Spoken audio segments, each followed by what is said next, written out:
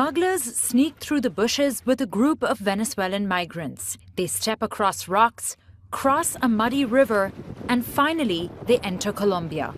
This is how Venezuela's poor flee the country, the latest in an exodus that has seen almost 2 million leave since 2015. In recent weeks, Reuters interviewed dozens of migrants as they made their way across the country's porous western border toward Colombia and beyond, defying harsh geography, criminal traffickers, and increasingly restrictive immigration laws to try their luck just about anywhere. Reuters correspondent Alexandra Ulmer has seen the migrants arrive in Bucaramanga. The Venezuelans arrive here exhausted. Their shoes are torn, their bags are falling apart, and they are so tired after days of walking through the Colombian Andes and sleeping by the side of the road. Colombians here often bring them food or give toys to the children.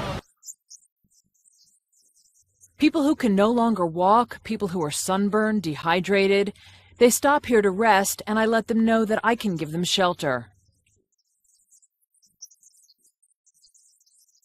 Until recently, Venezuelans could enter most South American countries with just their national identity cards. But many are toughening rules, requiring a passport, a crucial document that's often elusive in Venezuela because of paper shortages and a dysfunctional bureaucracy, putting migrants like 30-year-old Dario Leal, a baker from the remote coastal Venezuelan state of Sucre, on an illegal path and at the mercy of smugglers.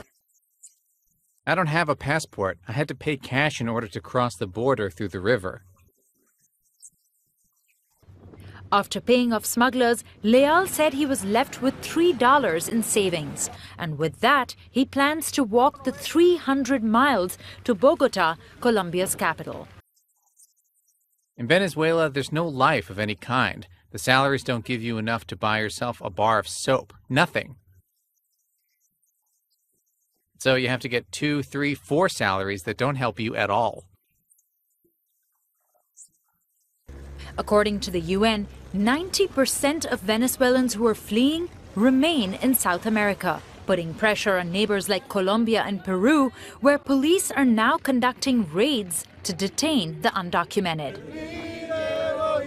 By migrating illegally, Venezuelan migrants are exposing themselves to criminal networks that also control prostitution, drug trafficking, and other rackets.